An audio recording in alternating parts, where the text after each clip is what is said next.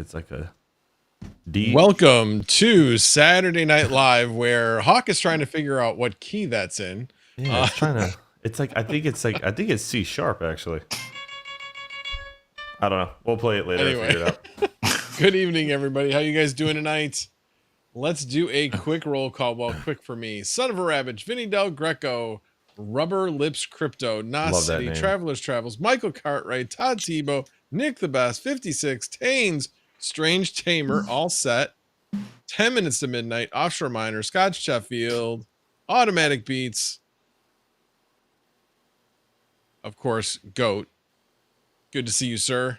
Mining of the North, Dom G, Todd Tebow, Steven Cicero, Rice's Adventures, Caw Valley Crypto, Burn, Chum Change, who might call in, might not.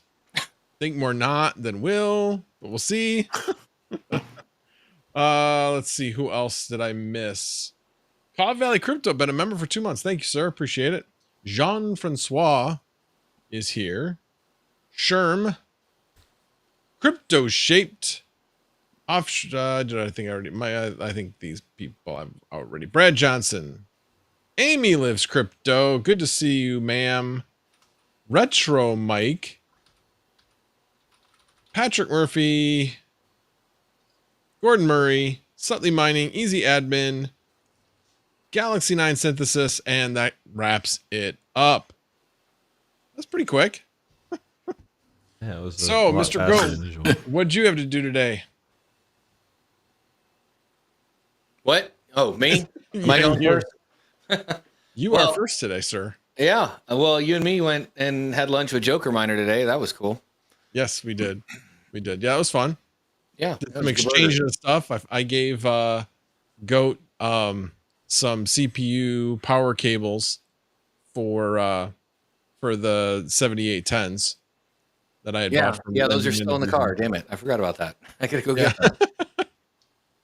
So, but yeah, we had a good time. Talked about lots of different stuff, and just kind of nice to see things in the real world, you know? Yeah. That was that restaurant reminded me of my grandpa's basement. It was like very old school, like hole in the wall bar. And it was really good. That's why they call it a tavern.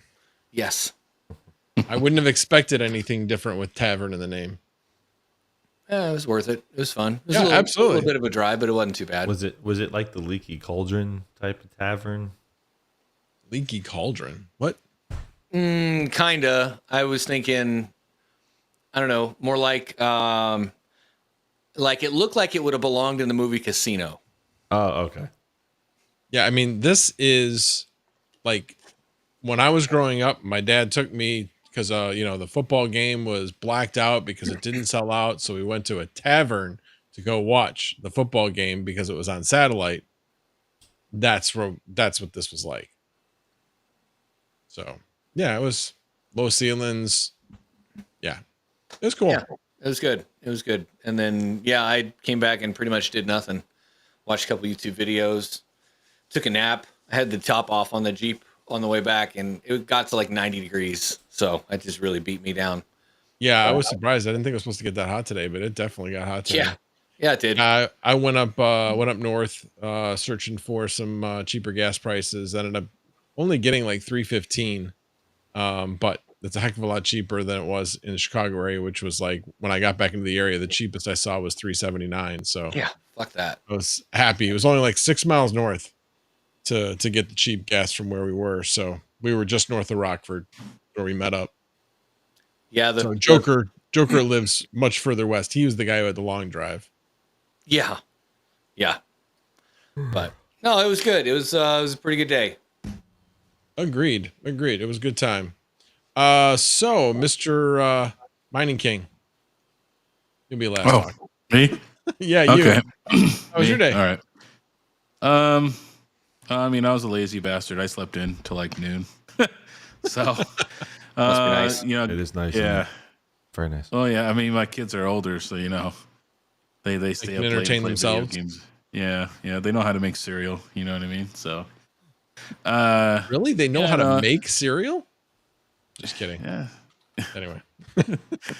I did grocery shopping, came back, and shot the last of the footage for the AI marketplace video that I'm going to drop on Monday, and did some more, taking down some more numbers for my tests and stuff like that. Watching the rentals and seeing, what's getting rented, what's not, and I'm making it audible now. I'm going to lower the VAS and Chlor down until they get picked up. So every hour I've been dropping them by a penny to see when do they get picked up. Right now the VAS is at 15 cents, and wow, it's still not there yet. It's not picked up yet. And same with the Chlor. The Chlor's at, well, I would have to do a conversion, but I lowered it, right? I originally had it at like 10,000 or 11,000 sats. Now I have it at like 6,000 sats. I'm just trying to see when do they get picked up, right? And then I could see how much power do they use. But so far, the winter's flux. It's been rented the entire time, making money. Yeah, I had to. Well, we'll get to that in a little bit, but let's just say I was there until I started having a few issues. Some were self-inflicted, some were not, but we'll talk about that in a little bit. But yeah, it's rough on Vast if you are not verified. It definitely makes things rough. I know, like right now, here I can bring this up. Actually, I'm sure you're looking at the same thing. The 500.farm. If you look at 4090 pricing, unverified, yeah, the low 10%, which is where I usually have to go to make sure I get rented within like 6 hours, is like 10.8 cents right now. Yeah, exactly. I used to make that on my 3080s a while ago. Hell, I used to make that on my 3060s when they weren't verified. Right. Nuts. Well, it's been a huge drop off. Yeah, and there's recently been a drop off, it looks like, as far as demand. But yeah, actually, I will say there is a little spike of non-verified volume. It's kind of interesting. Probably somebody looking for some cheap prices, but the median right now is 16.8 cents of rented for 3090s. 4090s. For the 4090s. Oh, 4090s. Yeah. Shit. Yeah, it's bad out there, man. Like Salad's not doing good. They had problems with their servers, and I didn't get rented for like, I don't know, 3 or 4 days. You know what I mean? I had no income across all the GPUs. Yeah, the AI stuff right now is not looking good. The only thing that's been really great lately has been the Flux one. That's it. Everything else has been crap. Yeah, see, mine's a little bit different. I'll get into that in a second. Hawk, how was your day? It was good. Just typical weekends for me are all the same. So, yeah, I got nothing. It's just come on, man. I work Energy. the weekends. I got nothing. I don't know. I just work. It's the same old every weekend. It's the same thing. So, yep. Understood. Yeah, How are those ASIC sales? I picked up the last week. Sold another AL1. People are starting to get into that. A lot of the pre-orders for the KS5 Pros for August are starting to ship. So,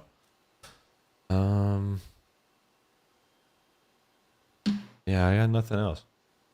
I know. Just call me. Did Chump just call me Eeyore? I mean, do you really want to throw?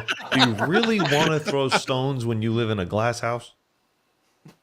When has Chump ever been like Eeyore?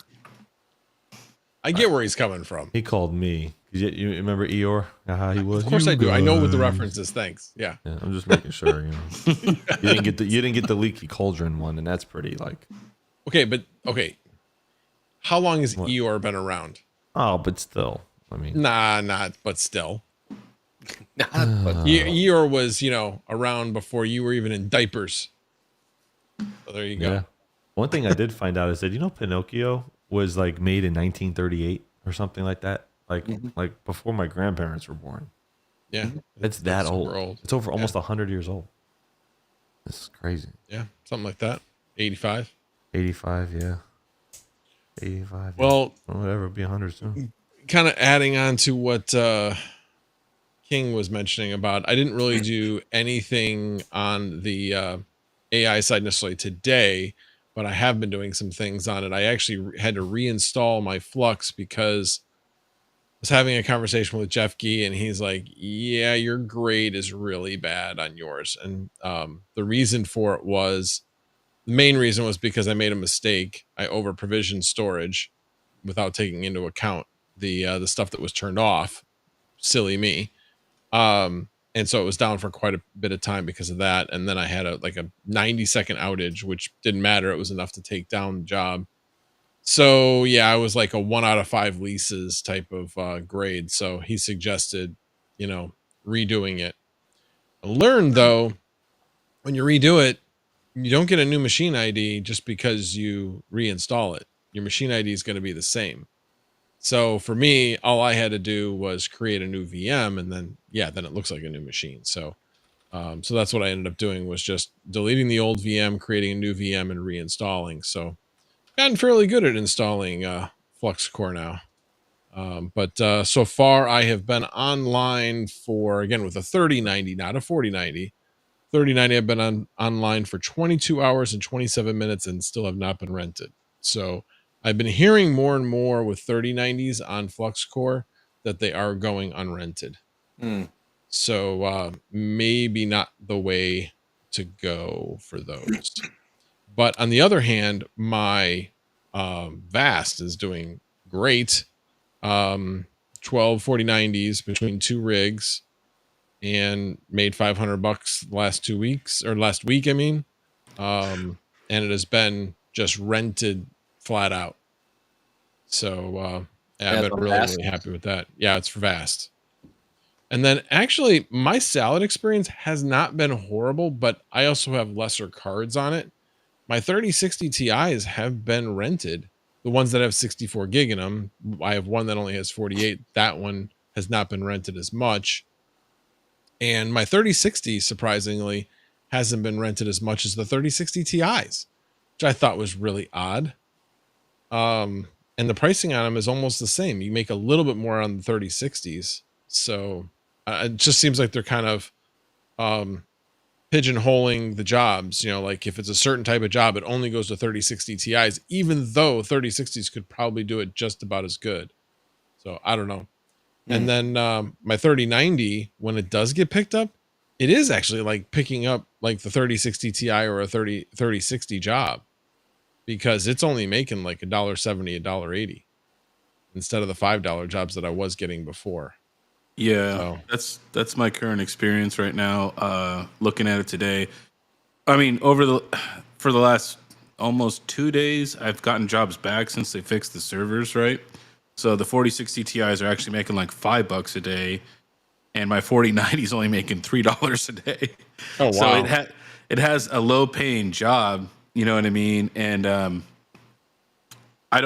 for my test, I don't want to start and restop it and try to, like, you know what I mean, force a better job, because I just want this to be like, just as if any regular user got on the platform, that this is what they would get, you know what I mean, kind of a thing. I don't want to try to manipulate it in any way. Yeah, makes sense. Yeah, it's but my expectations of Salad are fairly low at this point. If I'm making 40 cents an hour, I'm happy with the 7 cards I got on it. It's still making more than mining would be, that's for sure. So my main money maker is the 2 Vast rigs that I've got. So I should say I got 2 Vast rigs, and then I also have one that's a 3090 single GPU rig that's rented at like right around 19 cents. So it's doing really well. But again, all of them are verified. I have actually thought about like taking a rig and then just putting a 4090 in it, and then just like start farming the verifications, and then moving that over to a card like that would never get verified, and see how well that does on Vast. So in other words, 3060 Ti is never going to get verified, but you could get verified with a single 4090 rig, then farm that, basically move that over to a 3060 Ti rig, and now you have one of the only 3060 Ti rigs that's verified. So anyway, just some things I was thinking about, especially after talking to Hawk with his experience with the Octo server this week. Yeah, there was kind of a lot of user error with that too, though. That extended the time for me to how long it took to deploy those 4090s on that. But Where was well, you say user error, like what specifically? What is specifically well, you think you did wrong? like an idiot, I didn't even think about checking to see if there was a CMOS battery. So Well, yeah, okay, like yeah. like I didn't even. I thought it might have. That whole server is so expensive. I thought they would at least give you the battery, but they didn't. So Well, I think that has to do with shipping. Yeah, that's a shipping from. no, overseas. I They mean, can't. yeah, I get it. That's fine. I mean, never mind. Whatever. Okay, Yeah. so I didn't put the battery in it, so it reset 3 times, and then for some strange reason, after we installed Ubuntu, it changed the name or the. Yeah, I still can't figure that out. That's not user Nobody error. can give me a clear answer as to why. King Yeah. gave me a pretty good explanation, and he says because every time it reset, the system renamed the Ethernet port. So after you program it in Ubuntu, if you get a BIOS reset, it's going to rename it. That's the only thing that made sense Yeah. to me, so I'm kind of sticking with that. But Yeah, that's what I was thinking, but I don't know. I didn't know for sure. So I'm pretty sure in the Octo server, at least in the first one, it had there's like a BMC log, so you could watch the logs if there's any errors in the BIOS or the boot process, right? So that's something that kind of pops up that you want to look into if you're having those kinds of problems. yeah, it was so weird because like it has 3 Ethernet ports. One's IPMI and there's ETH1 and ETH2, and then you would or 0 and 1, sorry, and then you would it would light up on when it was booting, and the minute it started in Ubuntu, the NIC or whatever, the NIC went off, the lights went off, and I could not figure out why after like resetting and resetting and resetting, and then finally it took 3 people on 3 different continents to help me figure it out. It took Shay from Romania, Second TL, and Max. And Max had to end up went to sleep. So Shay and Second TL were helping me. And Shay actually pointed out, he goes, Hawk, go to IPA real quick. And so I did it. And he says, that number, that ID for the Ethernet port is different from your configuration. So Second TL showed me how to go into it and change it, and they were different. Once we changed the numbers, hit save, the port lit up immediately. It's funny now that I thought about this after the fact. I'm like, that did happen to me before. When I had the problem, I'm like, screw it. I'm not messing around with this. I'm just reloading Ubuntu, which obviously solves the problem because you reset everything and you reset the internet the internet connection Right. details. So, but yeah, I just was thinking about that now as well. Just thinking, yeah, I had that same issue. I just didn't know how to fix it, and the only way I fixed it was by reinstalling. You would think if you assign that specific port when you install it, right, with us, because we have to do a static IP because of what we have at the data center. You would think that if it resets, that Ubuntu would just pick it up and replace the user or the ID, and they doesn't. And this wasn't related to static IP either. If it was dynamic, you still would have had the same problem because the YAML correct. That is file correct. Yeah. still would have shown the incorrect Right. Ethernet ID. Yeah, it was just it took like an hour and a half to figure that out. It took a lot of time to like figure that out. And then another thing I had to do with the Octo server, which I do think the Octo server is made well. Like on a scale of 1 to 10, I give it like a solid 8 as far as build quality goes. But in order to get the full 16 lanes, I had to take apart the slim SAS on the board and then replace it. So I had to do that for each slot because it was 12 8s and now it's going to be 6 16s. So I had to do that. But other than that, it runs fine. It's knock on wood. It's been on. It's on Vast with 44090s. I'm waiting. We ran the verification test, and and there's nothing wrong with it. It meets all the criteria for verification. So I'm just giving it a week to see if I can get it verified, and then I'll list it. So I think my 4 GPU one, oh no, sorry, the 4 GPU one, that's right. I actually moved another machine ID over to it. So on that one, but my 8 GPU one, once I knew that that's what I needed to do, it took about 3 weeks. Yeah, so we'll see. I mean, it's running. It's stable. Like I said, the Octo servers are really cool. I do like them. They're not. They're made well. It actually came with a what's that board called? With the NVMe's king? I can't think of it. That you can put 4 NVMe's in it. It Well, comes. you can't put 4. Pretty cool. You can only put 2. We can only put 4. 2 because it's because it's 8. Because it's only a by 8 slot. Yeah, it came with that, and it's pretty cool. I think. Well, actually, Max, I think that that slot specifically 8, or Yes. I believe it's just 16 because it's directly on the board. It's It's an 8. Yeah, you can look Okay. at the actual board, and you can see that specific one is only an 8 lane slot. Oh, I actually asked Chili, and he verified with one of the guys that yes, that is only an 8, that you can only use 2. There's a lot of room for storage on those, though. Like I had Yeah, an there's expansion 2 on the in the board. one I had. Yeah, There's there's 2 on the board, and then yep, and then those 2 in that. there's 2 in that, which mine only had a 2 slot one in there, and then there's also a U.2 NVMe bay in there too. That's not being utilized right now, but you can use U.2. So that was, I have the one I have actually has like 4 2.5-inch drive bays.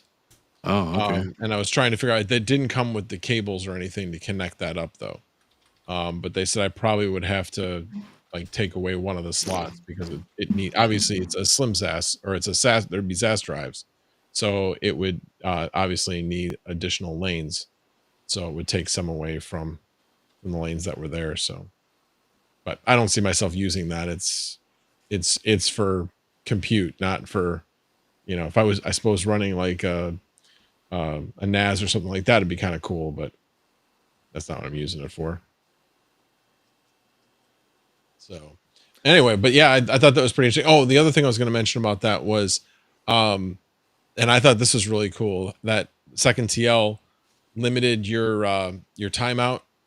Basically, I learned this because there's like this timer, and I had no idea why this timer was even there. But if you don't have something connected to one of the Ethernet ports, it's gonna wait unless you tell it not to, and it waits 2 minutes. So already those things take a while, but I figure it probably cuts it. Well, it definitely cuts it down by 2 minutes, but it probably takes it from like 5 minutes down to 3 minutes to boot. So it definitely, eliminates a lot of the time for the boot process. I haven't done the change to mine, but that was pretty cool. He sent me the command, so I'll eventually do that to mine. Yeah, I had a crash course in Linux.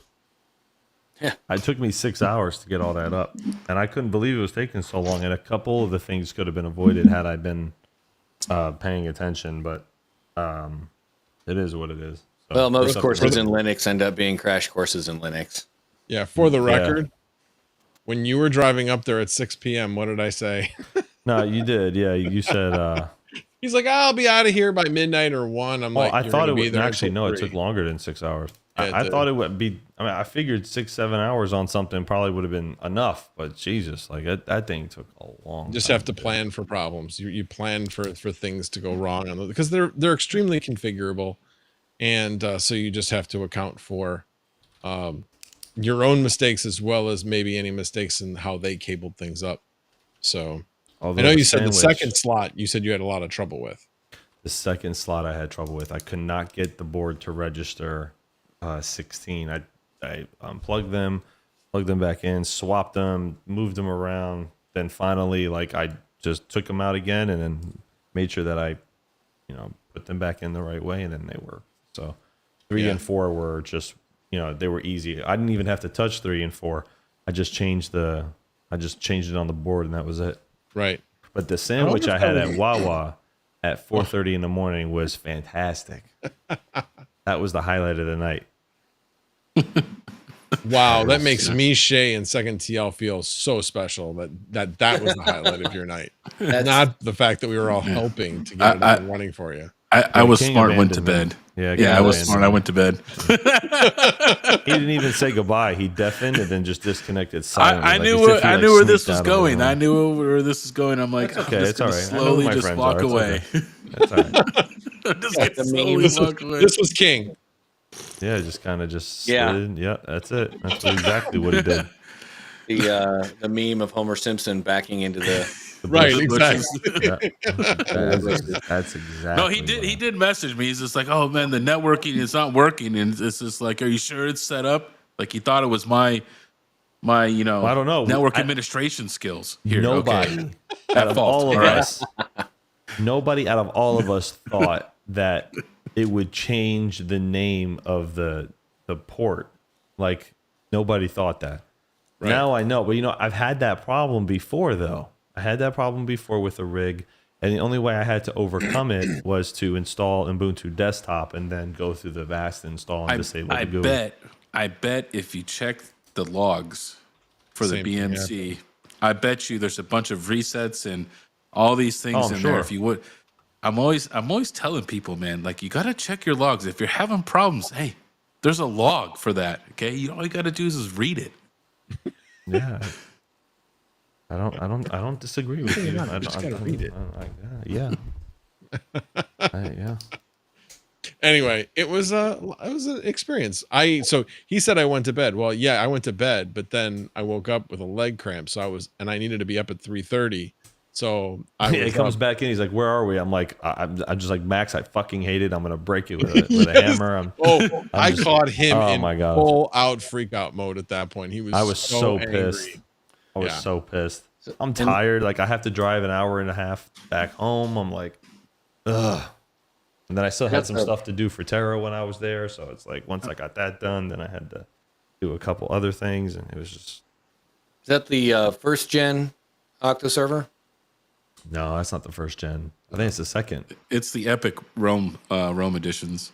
Yeah. It's Okay. the newest ones that just came out. 7B. I'm actually really excited for their new Turin ones. They have single 1U water cooled Epic ones that hold like four of the Octo miners, because it's only like a 2-width slot, you know what I mean, or whatever. It holds like 2 of their GPUs in there. It's super skinny, it's super small. The CPU's water cooled with an AIO. It looks really, really cool. I am interested in those. Yeah, I mean, don't sleep on Octominer, man. I know with the Octo server, it's a lot better than I think we all initially thought. I mean, I know we had the first edition that came out, and that was had its issues, but at least the one that me and Max have, I mean, it runs runs fine. It works. It's fine. a beast, man. That thing just runs and runs and runs. Those fans spin up. I mean, certainly I put them up to 90, and it's like an ASIC in the basement. Actually, probably like a couple of ASICs in the basement. They're loud. If the what I thought was cool is you can hot swap the fans. Mm-hmm. Like you could just pull while the machine is on. Everything on the machine, for the most part, that you would swap is hot swappable. So yeah, you're not gonna swap a 4090. Well, no. Oh, wait a minute. Like the fans, I've never seen part. fans. Like This was the best part because I will say the reason why I really enjoyed this was because I had the same problem about where the PCIe power cables were. Oh my God. That drove me okay, so that was like a half an hour thing before I even left the house, because I'm looking for these cables, and there's that too. The fact that you're looking for the cables, but then you're actually looking for where they would plug into. Right, and it's like right in front of your face, and you just don't see it. And I'm sitting there going, where the hell do I plug the GPUs in? I don't see any 8 pins, and I called Dave first because I'm like, Dave, you gotta have to make me some cables. He's like, but I don't even know if I can, bro, because those are reverse PCS or reverse PCS. Reverse EPS. EPS, sorry. Reverse EPS. And I'm like, okay, well, can't you make it? He goes, I don't have a way to do it. I mean, I could try, but it may not work. You don't have the cables? And I'm like scrambling for the cables, and then I found the box with all 12 cables. I'm like, oh, thank God. And then I'm By like, the okay, way- now where by do the you way- fucking plug them in? Yeah, by the way, he can make them. The pinout is directly on the machine. Right, but he would need the machine. Oh, to test it, you mean? Yeah, he would need the machine, wouldn't he? Like I would need No, to not send him. necessarily. The pinout's right there. He's just going to make a standard PCI cable. Well, then I'm PCIe going to send cable. him. I'm going to send him one of the cables that I have, the extra Yeah, one, that's a good idea. and see if he can make one. Yeah, I 'Cause, asked mean, they're him- pretty good though. The ones that they gave us are pretty good. They're short though. They're only like this long. I asked him if he could originally make a 16 pin to 2 8-pin, the 12 volt HP, whatever. And he's like, do you have any idea how much hardware and stuff I would have to buy to be able to make those cables? I'm like, Yeah, no, I have no idea. He would. Yeah, he would have to buy like an entirely different machine just to It do the was 16 like- pin. It was easily, I think he said like mid 5 figures or something. It was a heck of an investment. Yeah, Heck of an investment. You're And he's talking not going about to for make him- that many of them. You're talking about the 12 pin, right? The new 12 pin. Well, it's Not actually 12, it's actually 16 pin if you count the sense pins. So oh, I mean, yeah, but 12 yeah, pin, actual, whatever. but Yeah. actual 12 actual pins though. Yeah. Yeah, I talked to him. It's a huge investment for Dave. You know what I mean? He has to get another machine because this one he has is all calibrated, right? For what he's doing right now. So he did. I mentioned to him I found a hand crimper over in the EU, and he ordered it, and he tried it, and he says it's crap.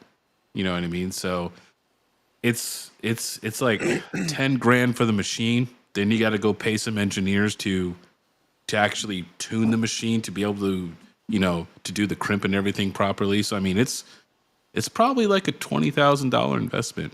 You know what I mean? Yeah, for something he's not going to make a lot of.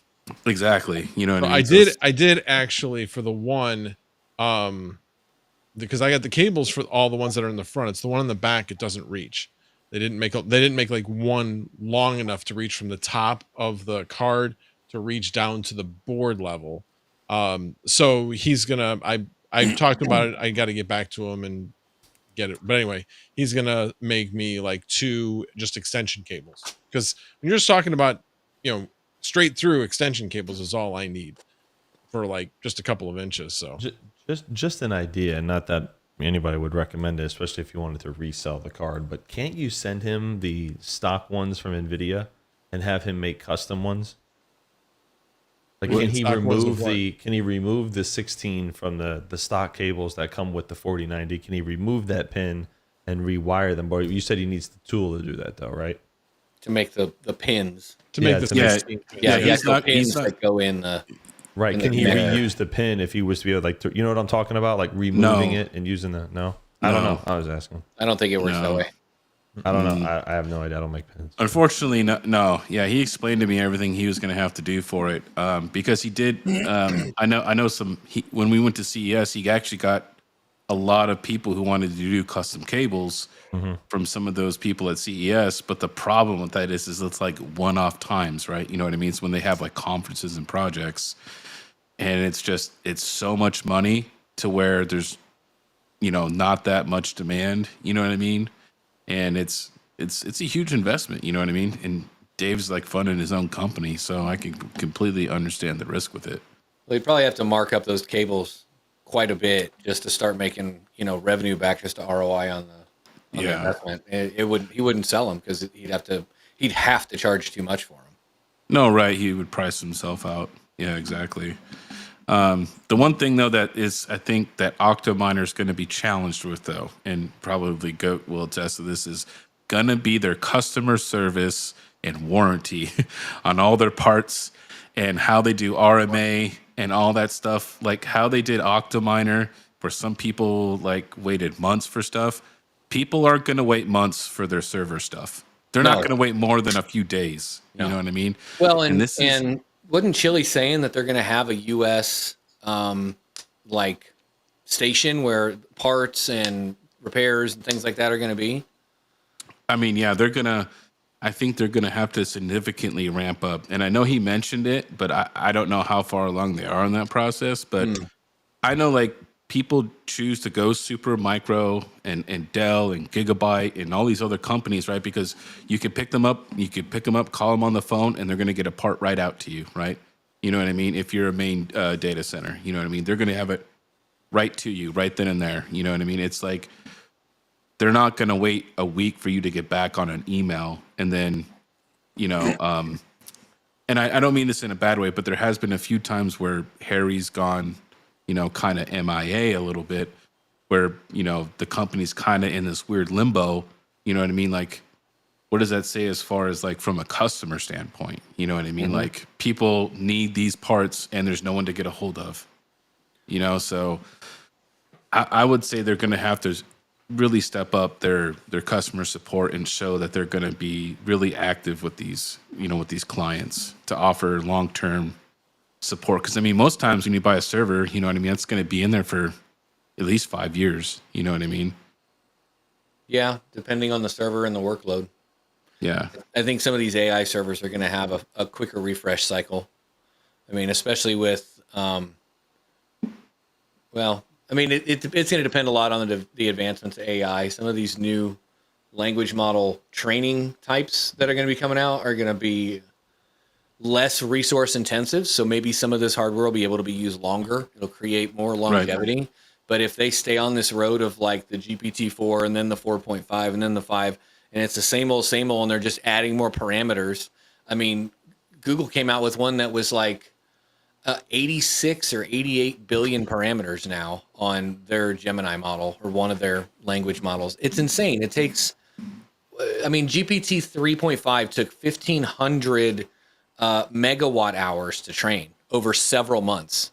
Megawatt out just for that one language model that then they can, you know, rinse, repeat. And once it's trained, it's out there, then they can just, you know, run it on the servers and stuff. But that's a lot of the big resource intensive piece there is doing the training. And if they can get that down to a reasonable, you know, accommodation of power, it'll make things a lot easier. DMC3 actually asked me here. Let me share my screen. Hold on. We want to do, no, not that. There we go. So I don't know how big that is for you guys, but I think we have the 7B13, right? Or 7B13 or something like that it's called. What are you talking about? Epic. Which Epic do we have? Oh, so it depends on which one. I've got a 7543 in mine. I have like but there's obviously they have a lot of different choices that you can put in it. Mm-hmm. So mine was a 32 core, or maybe it was 7543. So it's 32 core, 64 thread. In mine. But it's a 4U.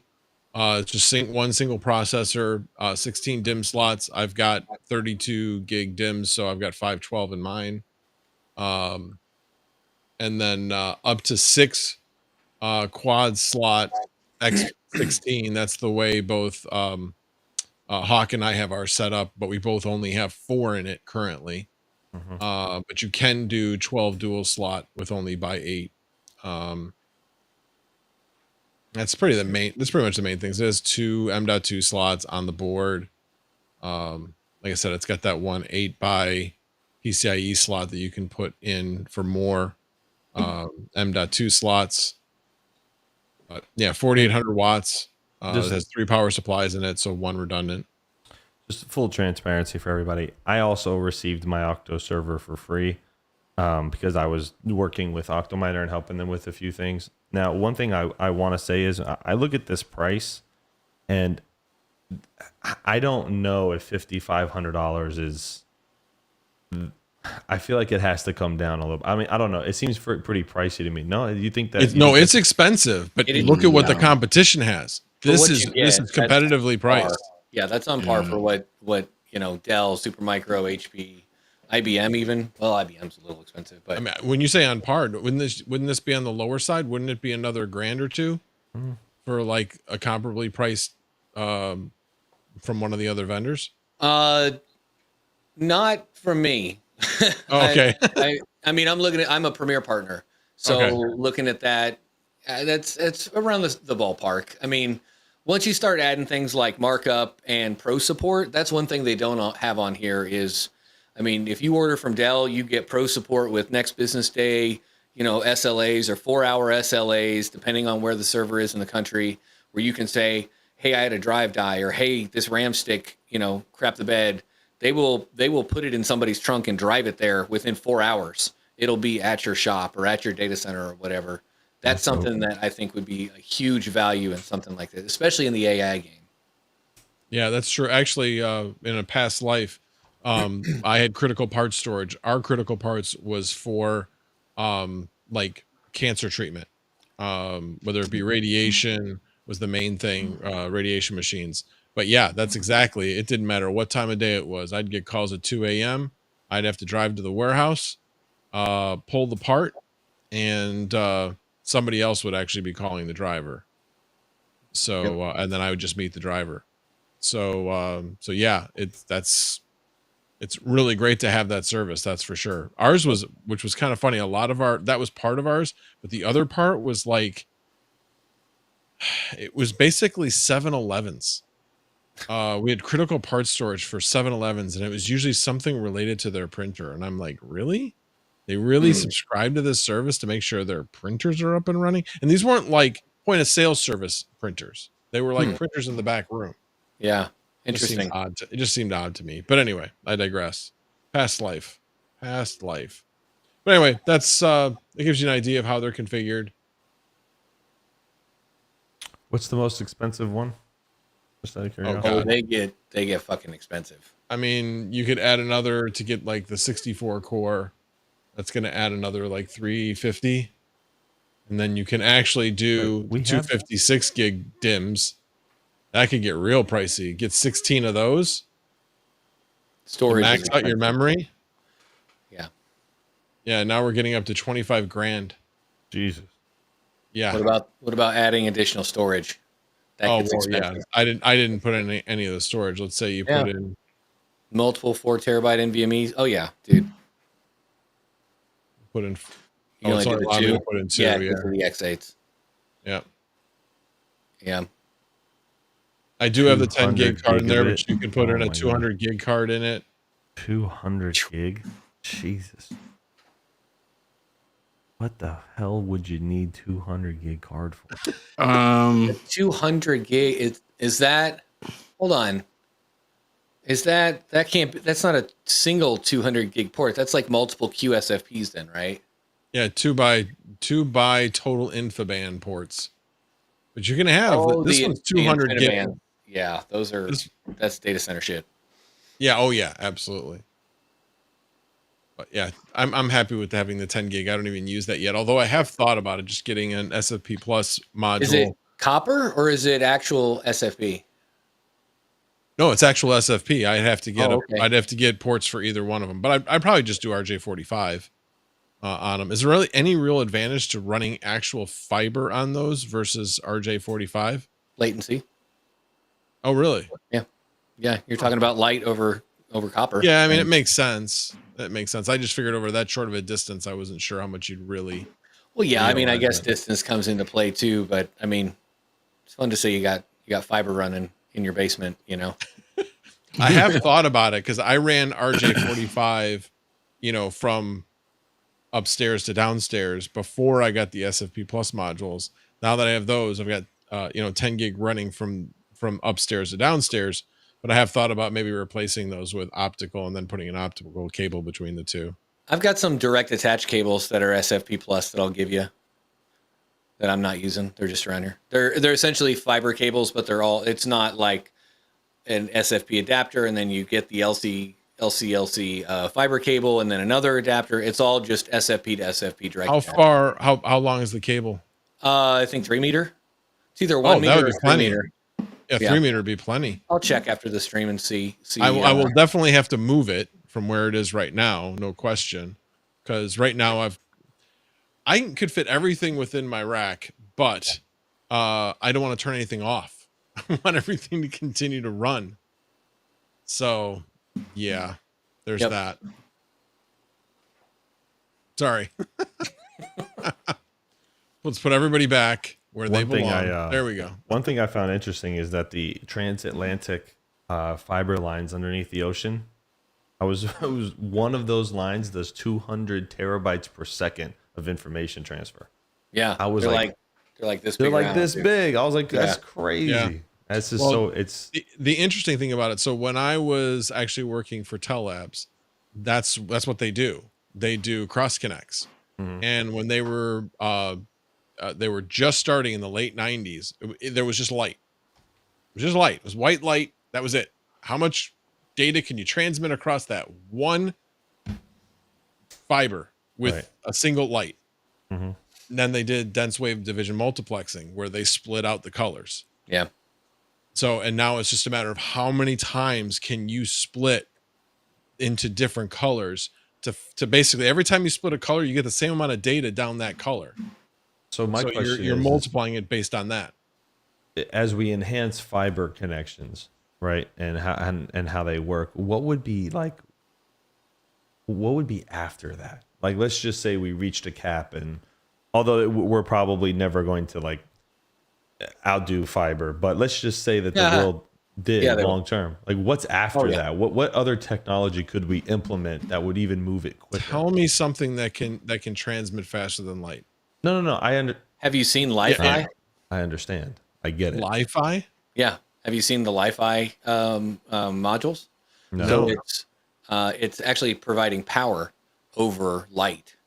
So there was a demo of it, and it was like a light bulb, and it was just shining down on a table, and there was a meter that showed the voltage, and it was, I mean, at the time it was lower voltage, but the guy put his hand over it and cast a shadow on it, and the voltage went down, and they turned the light up, and the voltage went up.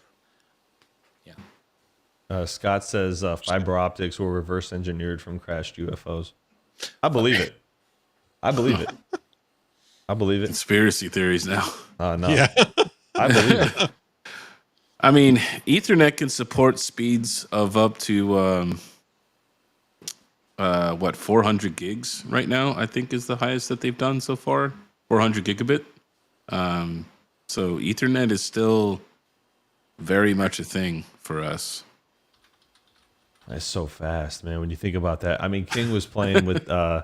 What was that one time you were at the data center? You set up a gaming computer and you gave yourself an IP just to see it, and you were using Lumen, and like the latency was like 10 ping on every video game or something. Like, it's just and that was just with our 10. We have 100. I wasn't going to use the 100 gig card because I don't think the CPU that was in that little like Like crappy burn up. gaming computer was going to be able to handle it. But I put a 10 gig fiber card in there, and yeah, I gave myself a public IP and played.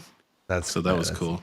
That's crazy. That's so Well, crazy. see, the thing is with the connection speed, you also need a CPU behind it that can crunch, and do all the data too. So it's not just about your card or your port or anything like that. You need to have performance behind it as well. Somebody told me that the United States actually lags behind some other countries when it comes to like internet connectivity. Like they've told me, a few people have told me like China has had advanced internet connectivity for the longest time. And they've been using fiber optics and all this other stuff, and most of America is still on copper, right? So, Yeah. I wasn't there a long time ago, and I think I had this discussion with you, Mac.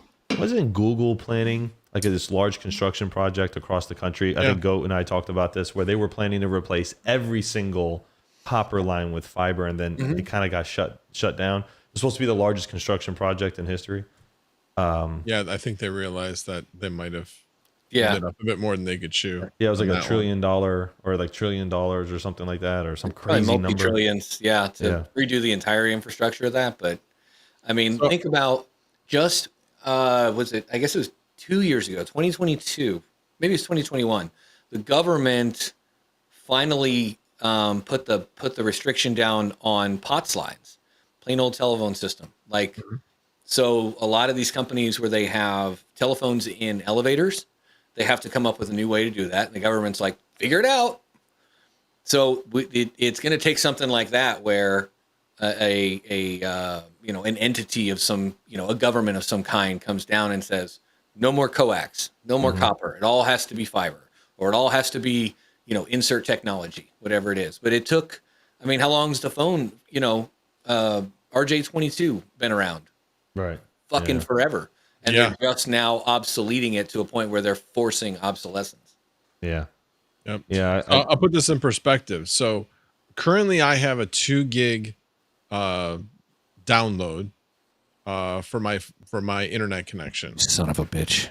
Back in 1990s, early 90s, it was 56K.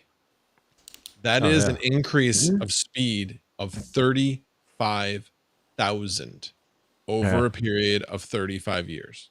I remember getting a cable modem and having, the first time, we had a company called Adelphia that was down here in South Florida. And then it was like playing Xbox on that was like, you know what I mean? And it was like 5 up and 5 down. And we were all going crazy.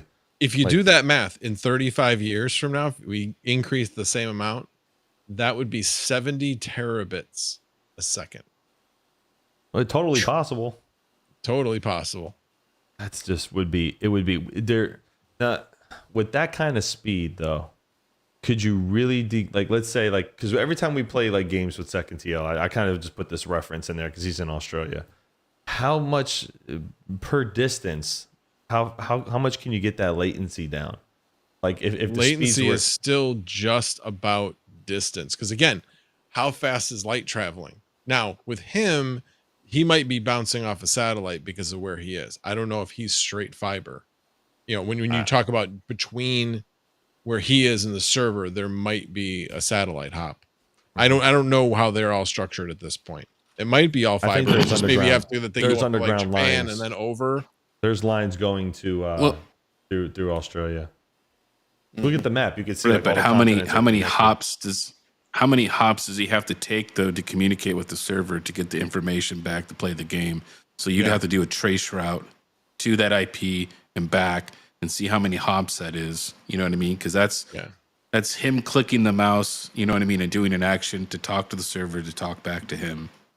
So there's and any way you look at it, even though it's going speed of light, it literally will still take. There's nothing you can really do about that kind of latency. Because that's not about speed. That's about having 200 ping for being on the other side of the world is pretty good. It is actually. Yeah, he doesn't even get. Sometimes he doesn't even get that high. Sometimes he gets up to maybe like 110, 120, even playing Counter-Strike, and he still kicks ass at 110. Well, yeah.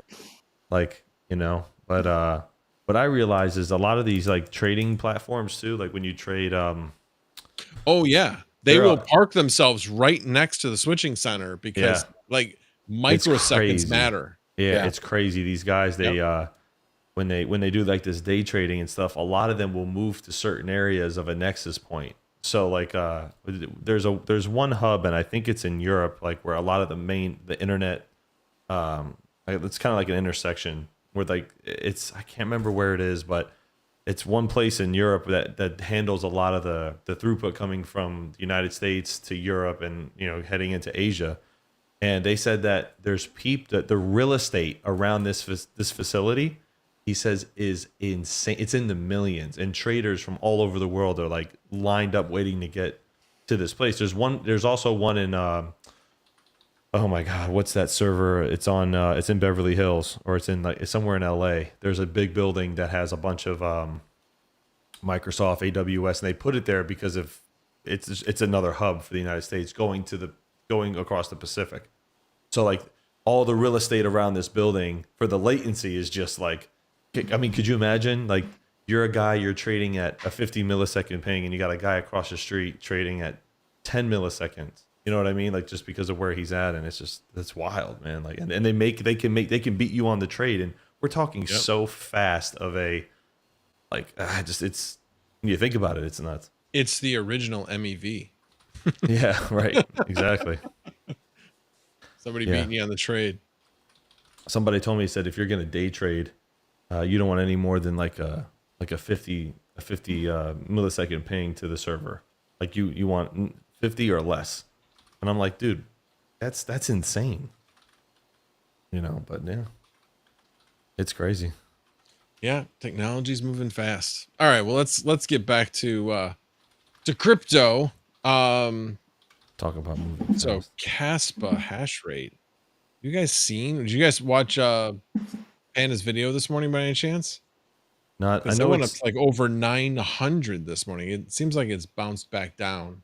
it is. But one thing Panda did post that I did look into a little bit was that a lot of Kaspa wallets have been drained and are loaded, and there's a lot of Kaspa loaded up on MEXC. He posted this on Twitter. I thought it was interesting. A lot of Yeah, I people heard have somebody in the community did have their wallet drained of, I think it was both Alephium and Kaspa.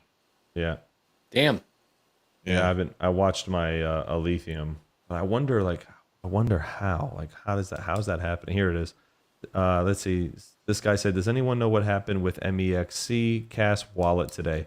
Lots of addresses being drained while MEXC gains 500 million coins."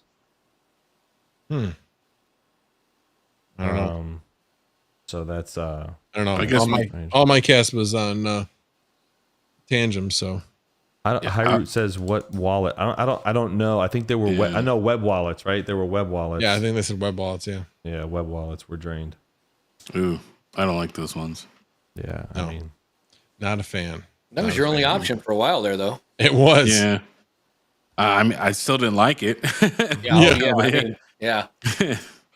I But wish when Alephium option- would actually get on a good hardware wallet, but the only way you can do it is if you do like the Alephium ERC coin. yeah. I transferred in that way. Max, there's somebody backstage. oh yeah, I can hear that.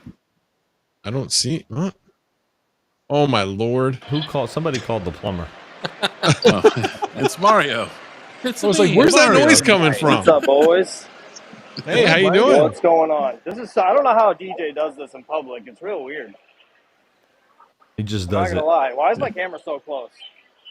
I don't know how to. I don't know. Hold it. Anyway, Hold it. Your what do you arms guys are talking too about? long. You got to move Yeah, your your short arm's arms just too further short. away. The baby arm. Well, it's T-Rex it's arm. T-Rex. It's extremely weird holding my arm straight out. So I was hoping I could zoom it back a bit. But anyways, what are you guys talking about? Heard you talking about Kaspa before I jumped into the link. The Yeah, that's Hashrate. what we were Is that talking you're about. Yeah, the drained accounts on the web wallets. And then MEXC get loading up with 500 million coins. Oh damn! I didn't even hear about that. When did that happen? Apparently, it couple happened days. within the last couple days. There's been a lot of web wallets that have been drained, and Oh damn! Alethium sucks. wallets too. Really? That's Mhm. awful. Yeah, Yeah, I have that the hard. I don't know if it's a hardware wallet, but I have the program on my computer. I don't have. It's not a web wallet. Yeah, the core wallet. Huh? For Alephium? Yeah, Yeah, the core wallet. the core wallet. Yeah, sorry, that's what I meant to say. The core wallet's installed Yeah, on my that's computer. I really wish Alethium would get into the tangent, like on the main chain, because then I Yeah. wouldn't be like so nervous about holding it. And that's Yeah. why people need to understand that it's so important to get your stuff off web wallets. You know, as much as you can, anyways. I know there's some coins, right? But just get off it, man. Why would you want to take that risk? I don't get it. It's like $50 to keep your stuff safe. You know what I mean? I don't know. No, I agree. Strange. Agreed. What do you guys? I wanted to ask you guys what you thought. Who's taking bets on when the ALO Pro comes out? You guys taking bets yet? I want to know. I want to know what you guys think. How many weeks is it going to take for that new machine to come out? Now that these ones just dropped. I could tell you this: that the AL1 is going to ship probably in the next week or two, so it's got to come out soon. Yeah, I would. If I had to guess, I'd say it'll probably be announced in about 3 weeks, 4 weeks. That would be my guess. That's going to come out that quick. If I those don't big remember- machines start shipping. With the Kaspa units, though, I don't remember which one came. Did they announce the KS1 and KS2 before the KS0 dropped? I don't remember. Yeah, all at the same time, I think, right? All three of those? Well, Panda had that KS2. That was a prototype first, I think, right? There was a prototype, right? Mm-hmm. Yeah. Yeah, I don't remember. I don't know. I mean, I think there's since Ice River is doing it, I would assume they're going to do it the rollout the same way they did Kaspa, but that's just an assumption. I don't know. Yeah, it's just a guess. I mean, I don't know. I just don't see this. I don't see it doing very well. I mean, I guess we're kind of going into like the more positive part of the market, right? And like around September, October-ish, things start going upwards. I think we're kind of through a lot of the thick of it, but man, I don't know. That's a lot of hash rate coming on this network. You know what I mean? So I mean, supposedly they only made 300 to 500 AL1s, and they haven't sold crazy. They haven't been like, there's not been like an abundance that have been sold. I mean, it's like $30,000 though. So I mean, 31. It's crazy. Yeah, it's like paying for a minivan. Yeah, it's really is. It's buying like a decent used car. It's crazy. Right. Well, they got the AL1 Pro right behind it now too. Yeah. I don't know. Yeah, I guess I look at it and I feel like, yeah, they'll come out with different models, but to me it's not as risky as Kaspa, just because you don't have the same decreasing hash rate. I mean, yeah, the emissions. I mean, the reward. Sorry, emissions. Yeah, decreasing. Yeah, I mean, Right. it's AIDS on Kaspa. I'm solo mining with my KS3Ms, so that's what my play is. It's working out so far. But yeah, You know, I've been solo mining actually on my KS0s as well. Have you hit any And, blocks? I hit a block for, Nice. like within the first like 5 hours. I hit a block, and then the last 3 days have been stale. So I don't know. It's weird. Very weird. Brian Hollywood wants to know how much better the casino air smells in there. I don't. It smells the same, Brian. It smells like, you know, most likely you're gonna take my money. That's the only thing. Yeah, it I smells ever like bad focus on when I decisions. come in here, I'm gonna lose money. Yeah, it smells like just things aren't gonna go my way. Let's put it that way. Yeah, last time I was there, I got wrecked day 1. Day 2, I came back and broke even. I was like, Jesus. Oh my God. It was terrible. And he's gone. Lost, and he's gone. phone died. All right, I'll remove him until he comes back. But yeah, Chick Danger just asked, doesn't Alf have a mechanism that difficulty jumps or emissions drops if net hash climbs too high? Yeah, if is it 10 exahash or 1 exahash? Well, I think they said that. I don't know if there's a mechanism in their system or in their network. I think Maybe. that they they're gonna control that manually do number. it. Yeah, I think it may just be a manual thing. My bad. I fat fingered that, and I couldn't get back in, but I could hear you guys saying I left. I'm like, how do I get back into it? What is going on? I don't think- and just go back in. I don't think with this generation of the AL series A6 that it's gonna wreck it that bad. I don't think it's gonna be as bad as people say. I mean, it's still gonna be more profitable than Kaspa. Yeah, In my opinion, it's gonna take a lot with the lithium to drop. And Well, it took a year for Kaspa to get where it's at. You got the hash rate back there, don't you? Kaspa? Max? Yeah. Yeah, give me a second. I mean, and that was with an aggressive emission schedule. I mean, a really Right. aggressive. I mean, lithium doesn't have anything like that. Max made a good point. So, I think it might be just a little bit different. So yeah, over the if last you look 12 at where it months, was, August 25th, we were at 14.71 petahash Wow. of last year, and now we're at 858. 14, sorry. 14. If you go to cast.fyi, Max, you can look at the emission schedule and where it'll be in the future. And, Cast.fyi. Yep, kas.fyi. And this is from the chain. So this is all the accurate information from the chain. So if you go to the top in the middle, you see emission schedule. Yep. And then it'll show you you can see like into 2025, late 2025, and you can see where it'll be, and then do some math, and and you can just a little bit of math. You can see where the price needs to be for a lot of these people to remain profitable. So yeah. But I always take a look at this. This is where you get the most accurate information. But yeah, it's High Root Farm says, should I update my lithium wallet? The core wallet I did, and it's perfectly fine. I just did it the other night, so it should be okay.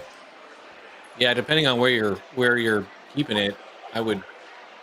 I think the core wallet's pretty safe, knock on wood. I mean, I don't know, but I think it's better than the web wallet. I would get it off the web wallet as fast. Yeah, as that's you what I can. mean. Is depending on where your wallet's at, I would reevaluate that maybe.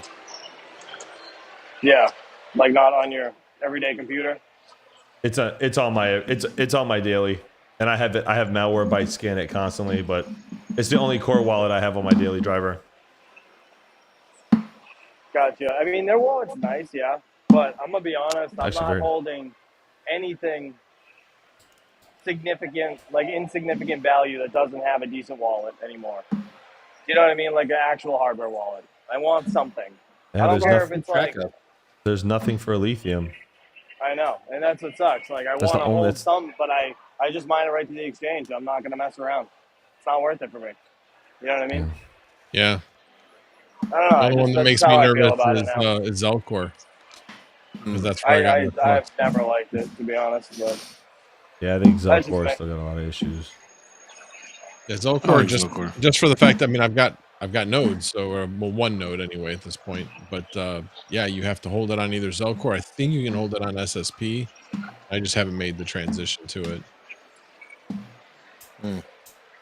But I've also taken extra steps. It's got like multiple. It's got like a password and a code, and so it's definitely going to be a bit harder.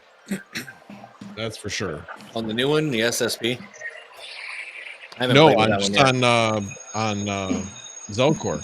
You got a password and then another one. Now you can do multi-signature on SSP, but I haven't. Like I said, I really haven't looked into it. Probably should. So we were on the subject of ASICs. What do you guys think about the pricing of the AlphaPex home ASIC? I don't think it's bad. No, it's How much- good. I mean, that's much is basically it? low where everybody else thought it was going to be. 1650, 1750, right around that ballpark, depending Yeah, on where you buy it. that's landed, right? Landed. Yeah. Yeah, I know they're quoting like 1,300, but that doesn't include any of the tariffs. No. Is that the Well, if Xbox you buy it looking from one? me, there's Yeah. no tariffs included. But Right. Yeah, yours is landed. Yep. mine's landed. Yeah. That's 1,300 watts, right? No. No, it's 600 watts. 600, yeah. 700 overclock. Retro Mike said he got some really good numbers. I think he got like 2.8 gigahash at like 710 or 730 or something like that, and it looked really good. I ran the numbers. The other night on stream. I think it was like 70, 80 bucks a month or something like that, or something. I don't know, something like that. Right. Currently at 2 giga, you said it was 710 watts for the 2 710 gigahash? at 2.8. That was on the low end of his testing. It's all right. Just throw that in there at 10 cents. You're making, on nice hash script, you're making 262 a day, but obviously profitability changes, but we'll just assume it doesn't. For 1,700 bucks divided by 260 a day, take you 653 days. It's a little over, not quite 2 years, about a year and a half. That's about right. Does anybody have an oof button? Oof.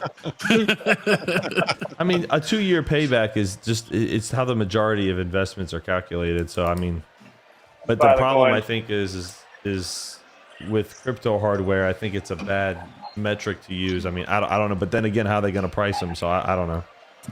See, that's the thing. Is it's like that's how they price them is based upon that, but they also base it on the idea that the value is going to go up. Which, when you're talking about like a Kaspa or an Lithium, they have, hopefully they should pump more than say a Litecoin or a Doge, just because they're less established.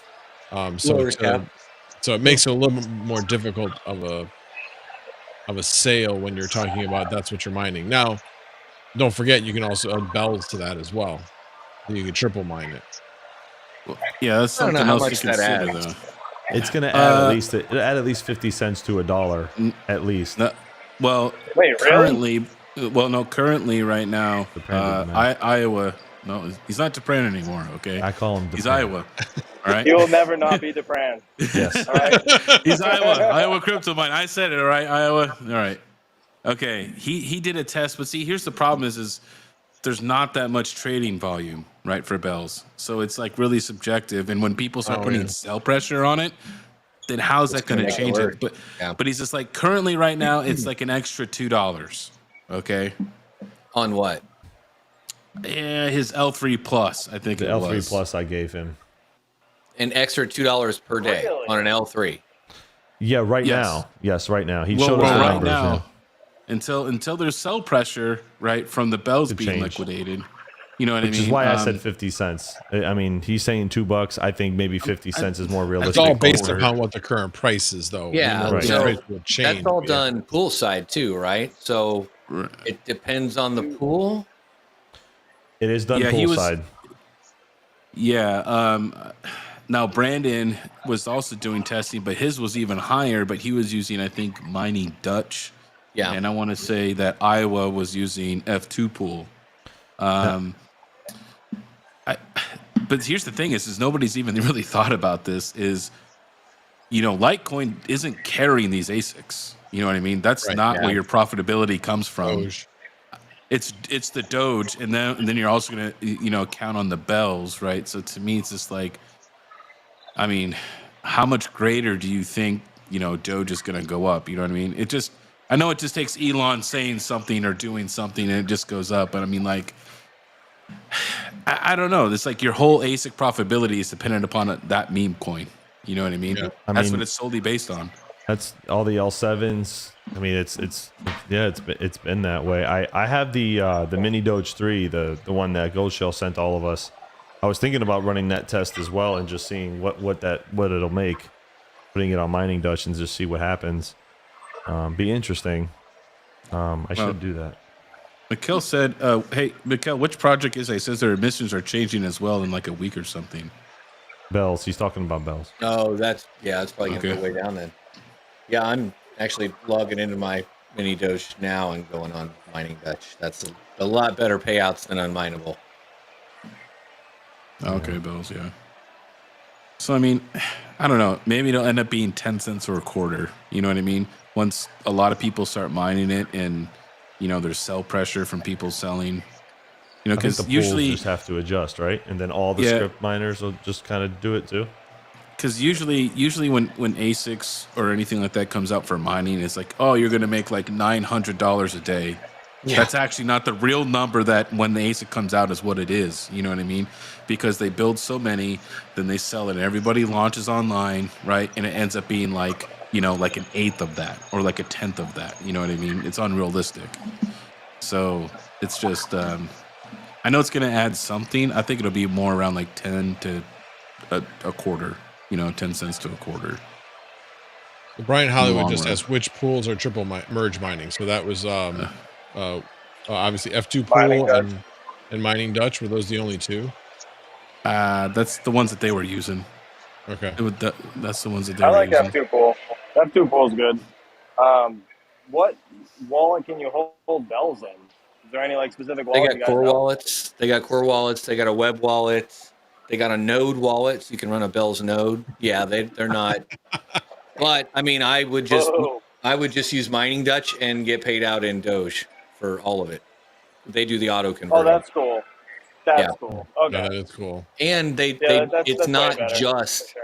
it's not just triple mining, those three coins, at least on Mining Dutch.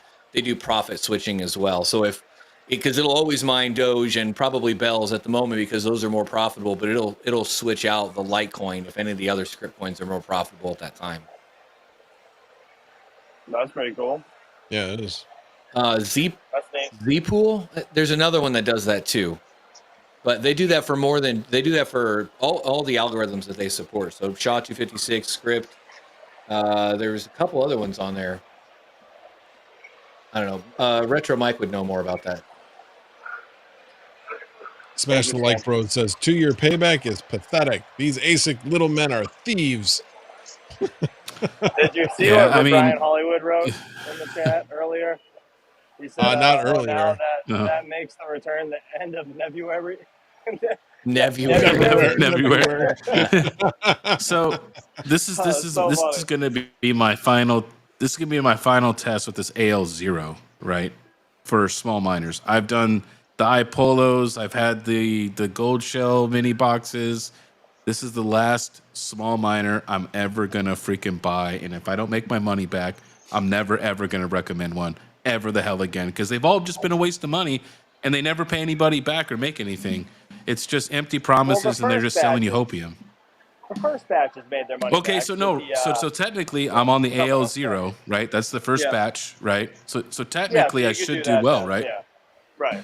That's what I'm saying. I mean, I'm doing that depending on test. when you get it, yeah. I know. So I got mine Friday. So yesterday. Damn and YouTubers getting your stuff early. No. So somebody actually got theirs on Thursday, and I was like, okay, so I'm not the only one that got it, and it was somebody that actually just ordered it. So I'm like, okay, if you got it, close to where I got it, I feel like I was probably one of the sooner people that got it. So, I mean, I can just let you know, obviously, what mine are too from when you get it, and see how much, like, I don't know, whatever. We can just collaborate. You know what I mean? If you had gotten it next week, and we'll see how bad the profits are off within just a week. Mine's not coming like for that. like another. Mine's not going to be here for like another 10 days. Oh, so that's I'll just keep track of whatever I make a day if you want, and then I can. Yeah, so I can rub it in. Yeah. Dude, I'm probably gonna give all the hash rate away anyways, just like I did my AL box too. I only switched it back this week because I wasn't gonna be there to monitor it, but I've been giving it to my VIPs. But yeah, I don't know. It's like I said, I'm just selling it right away, so I'll just tell you what I sell every day. That way you can write it down. Here you go. Brian Hollywood said it best. Mini ASICs are like strippers. Fill you with dreams and take your money. That's perfect. That is perfect. Perfect. Yeah, does anybody have that button? Damn it. Yeah, nobody has that button. Oh, so what else was I gonna say? The Echo line from Gold Shell. Why are they being so secretive with the price? What is happening? It's $2,500. Oh, okay. 25. So Yeah, it's around 2,500. Okay. It's too much. Like this morning, it was still not even out. When did they release the price? It's been out. It's I'm basing that on the resellers that like on But you basic can't miner do that, value. that can You go change. down and, yeah. But that can change once they actually start selling them. Well, yeah, I mean, based on, yeah, I I got mean, a right reseller now, right here. What's he selling them for? Well, I mean, that's just a rough number. They just guesstimate until they get the real numbers, as far as I know, anyways. What do you want to price on? The Echo line from Gold Shell, that new server miner they got. EKA1M.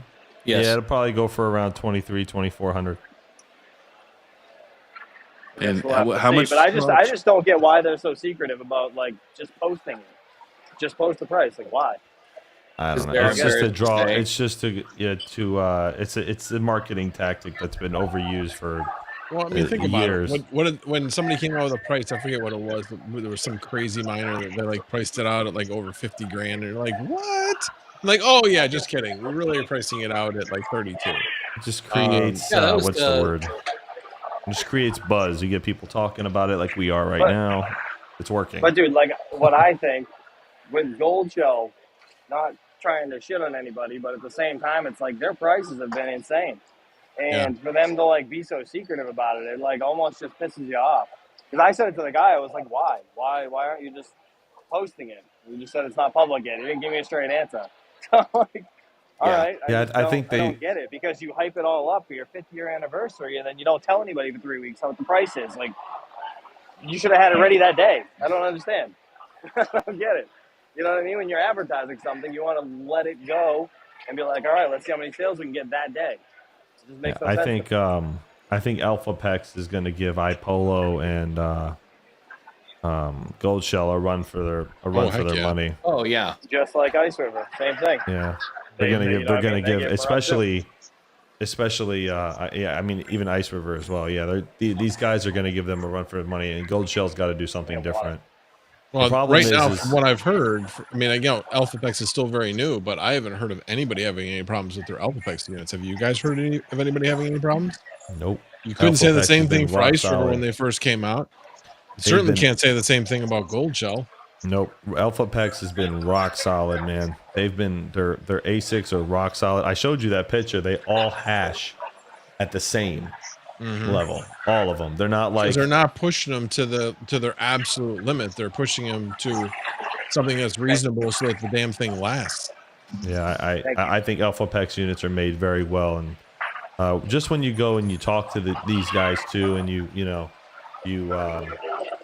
go see, like when we were at like Mining Disrupt, you go look at their units and stuff, and they carry themselves very different from any other ASIC manufacturer I've ever seen. Panda actually said, somebody asked him on the stream this morning, his Bombax units have been running rock solid as well.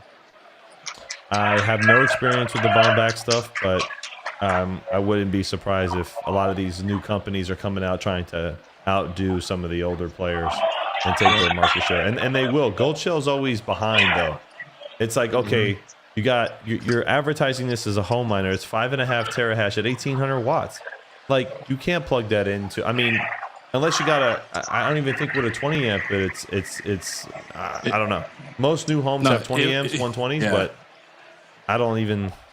You're talking a single 20 amp dedicated that you're not gonna plug or run anything else. Yeah, like, all it's gonna run is just I don't gonna be understand the the logic. I want to know, and I'm really concerned with these companies because like Gold Shell's good to us. Like Gold Shell's sponsored us many times. They've sent us free units. They've sent me one with my logo on it, which I thought was really cool. But the point I'm trying to make here is who's in charge of the development? Like someone's out of touch with at least the American market. Like someone's out of touch. Like something needs to change if you guys are gonna keep advertising to the American market. I don't know who's gonna run an 1800 watt Kaspa machine at 5.5 terahash. It just doesn't seem like a great, great idea. The other thing is you have to think about the average electrical price at home. Okay, I'm just doing the math here over at What to Mine. The average home rate, I'm gonna say, is between 14 to 15 cents. Okay, for the electric. Okay, average. Yeah. You might be more or less. Okay, that unit right there that you just showed makes $1.66 after electric for $2,500. Yeah, payback never. Yeah. Why would anybody? You might as well just take the $2,500 and go buy Kaspa with it. Yeah, Gold Shell needs to fire. They need to fire whoever's in charge of their marketing, and need to fire like whoever's in charge of their R&D, because they're a year behind everybody at least. It's embarrassing. If that 5.5 terahash unit would have came out a year ago, I would have said, okay, even 6 months ago, like they were just 6 months too late for sure. Even 6 months ago, I think it would have been good. I mean, a year ago, you would have took the cake. You know what I mean? But now you're coming out. I mean, Bitmain's already working on the KS, what would be the equivalent of like a KS5 Pro Plus or a KS7. Like they're already in development. Like, I mean, what are we doing here? Like, you just who are you appealing to? It's 1800 watts. It's basically an ASIC. I mean, Jesus Christ, the E9 is only a couple hundred watts more. Like, I don't know. Someone needs to.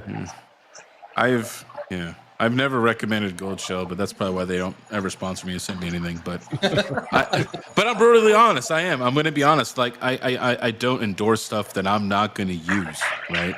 If I don't use it, then why would I endorse it? I mean, but the thing is like Hawk said, is typically most Gold Shell ASICs are 6 months to a year behind from where they should be releasing from, right? Because by the time they release and then people get them, like, who's going to spend $2,500 to make $1.50 a day? So how does that sound exciting to you? You're absolutely correct. Somebody told me that it has to do with, like, and this is why IB Link has had a lot of problems in the past as well. And I asked these questions, and it has to do with the manufacturing capacity. They're sharing manufacturers. So it's like trying to get in line to get their units out. And the problem is by the time they get their spot in line, it's over. You know, like what we would say is over. It's too late, and they're behind a generation. So IB Link has that same problem. Although IB Link makes a great unit, I mean, they do okay. They just can't get enough rolling to build the reputation. You know, the only other ASIC company that's not sharing manufacturers with Bitmain is Canan, and that's the only other company that can really keep up with Bitmain. Everybody else, and now we're seeing, AlphaPex. We're seeing all these new companies, but iPolo, Goldshell, the smaller home miner stuff, they just can't keep up. They can't keep up, and it's a problem. I think it's a manufacturing problem, and they got to figure that out, because I can't imagine somebody who does this for a living going and saying, "Oh, okay, cool. Bitmain's releasing a KS5. Let's get ready to, release our 5.5 terahash unit." You know what I mean? At 50%, less than over 60% of the wattage of a KS5. Doesn't make any sense. I don't understand who's making these decisions. So I'm giving them the benefit of the doubt, and I'm assuming it's a manufacturing problem, not a lack of leadership and who's steering the boat problem. So. Well, and I feel like they need to focus as home miners, because that seems to be what they're like mainly selling now. Do they even make a big boy ASIC anymore? Gold Shell? I don't think they do. I mean, I don't think they do. Not that's in production. Like, How much you win, Chump? How Hey, much you win? tell them to keep it go. down. They won $17. They're going crazy. That was the But I mean, crash it table does to come down though Going to nuts. the it does come down to the management and everybody making decisions, because if you're having manufacturing problems, it's your job as a company to go find and go get it somewhere else. You know what I mean? I think that's the problem. These Chinese companies, they're the chip manufacturer, and this is going to get into geopolitical for a second, but the chip manufacturers in China are state controlled. They're all state. That's what communism is. They're all state operated. So, forget what's the wait list at TSMC right now. I mean, forget it. I mean, could you imagine? You can't go to TSMC. Where are you going to go? You can't come to the States because no one's going to do business with you in the States. You're a Chinese company. So you have to go through the Communist Party state-sponsored chip manufacturer. And they're probably saying they're in that kind of government. Oh, hey. In that kind of government, they are greasing the hands of the politicians to get them on the forefront. And that's just what it is. It's the only thing that makes sense to me. I don't know. Is she winning? She's a very good card I player. don't know. She's I a very went away good for a card. little bit, so it could be really bad or really good when I come She's back. a very good How card it goes. player. She'll do very well. She's still smiling though, so I guess She's winning. Yeah. maybe. No, there was no room at the tables over here, so she's sitting. Well, out hold on. Is your wallet still in your back pocket? Did she That'll just can't tell- come by and That's everything. snipe you? She's got her own money.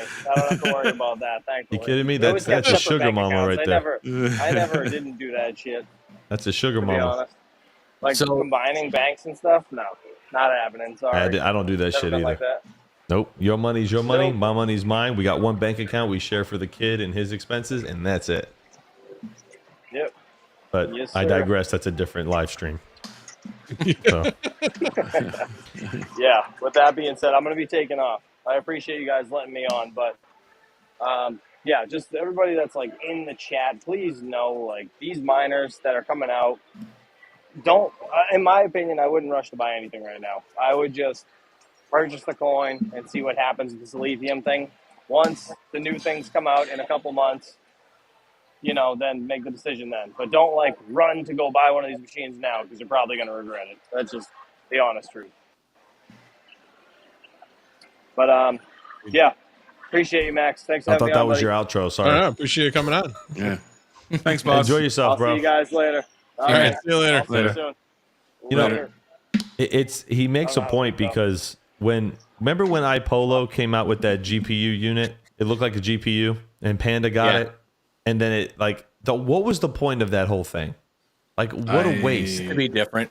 It wasn't even but- that efficient. It wasn't even No, good. it wasn't. No, it wasn't even good. And then it had a don't brick even- that you had to plug into it. And Yeah. Panda's like, oh, this is great, but wait a minute, I have to plug this cord into it. Like it's just, why come out with these things? I don't understand. Like, I don't know who is steering the boat with some of these companies, and they're so behind. And that was was that an ETC miner?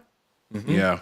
And you want to talk about payback Yeah. in February? Like, I mean, who? He goes. That's gonna be He the goes. I next totally giveaway. forgot about that thing. Yeah. Who wants it? Like, but that's the thing. Like, why? I'll take it if it's Yeah, for free. yeah, King will I take it. totally forgot about that thing. What? And then iPolo comes out with this another one. I remember at Mining Disrupt 2 years ago, which was the they weren't at Mining Disrupt this year, I don't think. And they came out with this water cooled one. I'm like, why? It's like I want to talk to these people one on one. Why are you making ETC miners? Why are you making ETC miners? Nobody's buying them. They're not profitable. ETC's got to hit like $100 for even the slightest GPU or anyone to make money on it. Like, why are you doing this? Like, Well, no hang wonder on. like these companies, you don't hear anything actually, from them There's anymore. a lot of things you can mine with an ETC miner. Yeah, I would say because Give me a profitable coin on an ETC miner a year ago. Okay, so look, if you mined Octaspace early on, you did very well, and I regret not mining more of that coin. But yeah, you can mine other coins like Octaspace, which is coming out and it's doing really well right now. Okay. Yep. But see, but that comes back to, once again, do you want to spend that kind of money to do a spec play, right? Because that was a spec play, you know what I mean? That's not like steady guaranteed revenue when the ETC miners were coming out, right? That was even making, it wasn't making any money. So that's the problem with Ethereum Classic, you know, or other ETC hash or ETH hash coins, is that they're all speculative plays, right? Patrick Murphy made a good point, King. I think you'd like. He goes, they had old components from the ETH days. They're trying to sell them. Maybe they're dumping their old stock. It could be. It could be. They just develop, you know, you repackage it. It's like a CDO, right, Max? You go and you repackage it. What do you think they do with the bad stuff? You know, they warehouse it on the books? No, they package it with other shit that didn't sell, and they, you know, redo it, and it's a whole new thing. You know what I mean? And that's probably what they did with a lot of these ETC miners, thinking that people want to get in early because when the bull run happens, ETC is going to do this. I can tell you right now, ETC ain't doing shit and probably won't. So don't get your hopes up on that, especially now with Kaspa and Lithium and all these other projects that are making more headway. I mean, I wouldn't invest in anything for Ethereum or any Ethereum hash unless, maybe Octaspace, like King said, maybe give you your best chance for that to be successful. But I don't think ETC goes anywhere, to be honest. So I was looking at the numbers and the difference in hash rate between the KA Pro, the Gold Shell's, you know, next biggest Kaspa miner, to their Echo, their new line, is 3.4 in the hash rate difference. So we're looking at 1600 watts to 1800 watts. If we do that same calculation on Lithium from their AL2, you're looking at 2.4 terahash at 1000 watts. That makes sense. That makes sense at $2,500 ish, $2,000, $2,500. That's the ASIC they should have come out with. Yeah. Yeah, The thing that Gold Shell struggles with, though, is because they would just give it more power and more chips. The problem that they suffer from being a home miner company is they don't make them efficient enough, right? That's their problem. Like their AL boxes, I feel so bad for people that bought that first box. What was that when it first came out? Like $15,000. It was like 15 originally, right? Where like when it was first being talked of. It was 15 at first, and then it dropped down to 6. I feel so bad. I mean, I do and I don't, because people are, you know, idiots and make decisions with their own money. But I do feel bad for people that bought it for 15,000, because you are never going to make that money back unless like the lithium goes to like $200. You know what I mean? And you hold every bit of it. And maybe you believe it's going to do that. Maybe it will. But I'm just saying, as far as like getting that return, you're going to wait a really long time. They're really overpriced for the product they offer. Yeah, I feel they're too greedy in my opinion, which is why I don't recommend them to anyone. Well, and I mean that's their business and they sell it. So what's incentivizing them not to? Another company to come out and provide a similar product for a cheaper price. Who's going to do that? Nobody sees the money in it because there's too slim a margins to make a reasonably priced Kaspa miner, specifically Kaspa. You know, I mean, all their miners are kind of overpriced, but specifically Kaspa, because they're not going to be worth shit in 6 months to a year. Yeah. Yep. Buy the coin, just like Panda said. Yep. I have to admit, that Patrick reminds Roach me of some of the technicals videos where he's like, you're all trained not to say buy the coin. You have to buy the ASICs. I know. I guess we're all tech people, so we like to mess around and, Right. and do this stuff. But we just wish that these guys would give you a better deal. You know what I mean? Because they're just offering you kibbles. You know what I mean? And just like DJ says, you know, they're offering us the kibbles, and guess what? All the little Timmies will buy the kibbles. You know what I mean? What does DJ say? He goes, enjoy your dog food. Right. You peasant. I like the DJ quotes. They're Dog good. food's expensive, man. That's what I hear. Please, you don't even want to get me know. It's like Shit. $80 a month to Yeah. feed the bag. Like it's insane. Yep. For the good stuff too, not the cheap shit. You know. Anyway, Well, the Panda, only you other tagged thing me, I but you said had you I had to talk about, unless you guys have anything else you guys want to talk about, is you know, what's been going on in the markets and stuff. Obviously, we saw a pump on Friday with Powell basically coming out and saying that, yep, we've changed gears. We're getting ready to start lowering rates. So no longer are they even thinking about raising rates or even keeping them steady. It's about how not if they're going to lower rates, but what amount and in what intervals will they continue to lower rates. So I thought that was pretty interesting. And yeah, the markets loved that. Both the stock market and the crypto markets loved that. Crypto generally does good during a decreasing cycle as long as we're not in a recession. And that's going to be the real key, which leads me to another thing. I know Hawk and I had kind of gone back and forth on this. But here was the one thing, as I was thinking about the job numbers and the fact that they were revised. And here's where I'm thinking this is a very good thing, because recessions are a self-fulfilling prophecy. And what I mean by that is you see everybody hears the news of, oh, we have this many layoffs and this, that, and the other thing. And people start going, oh, crap, I got to worry about my own job. And they stop spending, which unfortunately exacerbates the cycle, because these job numbers were, you know, whether you say they're misreported or just adjusted, however you look at it, doesn't change the fact that we have the numbers retroactively. So while this was happening, we weren't seeing the decrease in the job numbers. So the consumer sentiment never changed. People didn't change their spending patterns because they didn't know to change their spending patterns. As long as they knew, as far as they knew, things were fine. So now that there's been announced that there's going to be a reduction in interest rates going forward, at the same time where we're hearing about this retroactive change in what the jobs were, that the growth was slower than what they expected.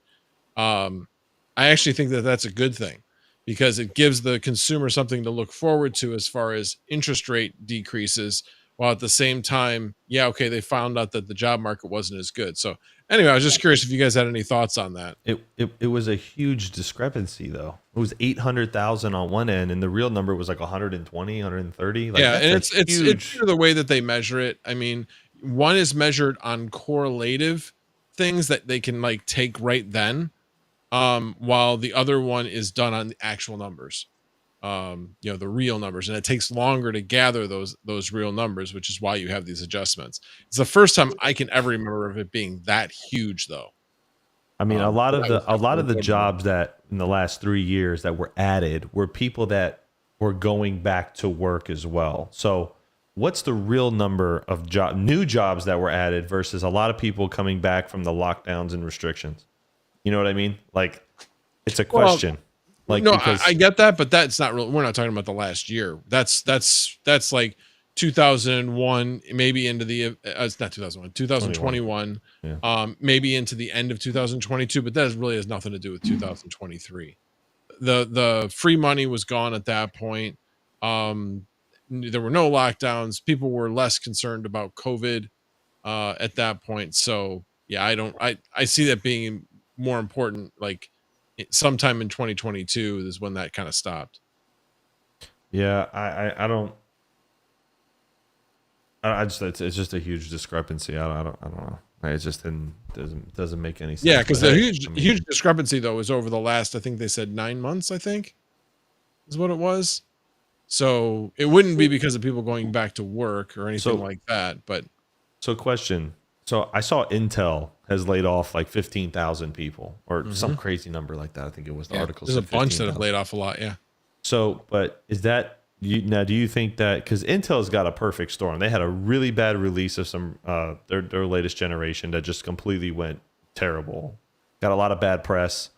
Do you think they're taking a hit? Do you think it's both a looming recession and they took a huge hit, or do you think they were planning layoffs anyway because of the economy?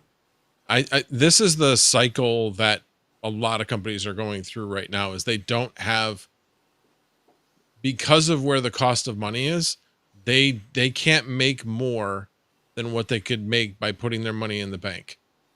That's really what it comes down to. So they're not going to go out and invest that money. So how do they, if they don't have projects to go out and invest in, how are they going to make money? It's through cost cutting. And usually first cost cutting is done with other things, not with jobs. And then jobs comes next. Would you consider, sorry, go ahead. No, that's fine. No, I was going to say, this is what we're seeing now, and not just Intel. And it was funny. You mentioned this today at lunch. You want to talk about what you talked about at lunch as far as why we think there's going to be a boom in PCs? I have a question. Sorry, sure. sorry. Before you go. I do have a question. Do you think the chip manufacturers and companies now, do you think they're going to be, do you think they're too big to fail? And do you think they're going to be treated kind of like, Boeing and all these other companies that have been bailed out? Do you think that if they fail, the government will come and bail them out? Because the United States wants to be the leader in the world for chip manufacturing, does that mean now that the chip industry has become too big to fail, where they can also be bailed out? You know what I mean? Because think about it: if Intel goes under, it's an American company. It's one of the largest in the world. I mean, or the largest in the world. So, what happens is the government bail them out. How big of a problem that they just unveiled with their 13th and 14th gen. I think it's 13th and 14th gen. And yet they'll still be profitable, plenty profitable. Yeah, they'll sell every one of them. Yeah. So bottom line is as bad as it is right now, the reason why they're laying people off is because they don't want the earnings to go down, or they want to meet growth estimates, one of the two. Mm-hmm. And they think they can do it without additional people. And this is a natural cycle. You look at 15. I mean, how many people do they have? Over 150,000. So they're laying off. It's a smaller percentage of their entire. Yeah. So they're and typically what companies do when they are cost cutting or looking to say, okay, what do we need to do? That's when they really get more focused on laying off their bottom 10. When I worked at Motorola, every single year I worked there, they laid off their bottom 10. It was just a natural cycle every single year. So I guess you would say you can add the chip manufacturers now to the list of mortgage companies, certain banks, the airline industry, to the bailout list if they go under or something happens. Do you think the government would? My question is that if they got into a pickle and something happened, just like the airline industry has done in the past, and GM and all these other companies, do you think the U.S. government would bail them out? Because we want to be the leader worldwide. Just out of curiosity, because if you really think about it. It is a good question, Hawk. It really is. I don't, the problem is I can't see a scenario where that would happen, but let's say I put that aside. Would they bail them out? I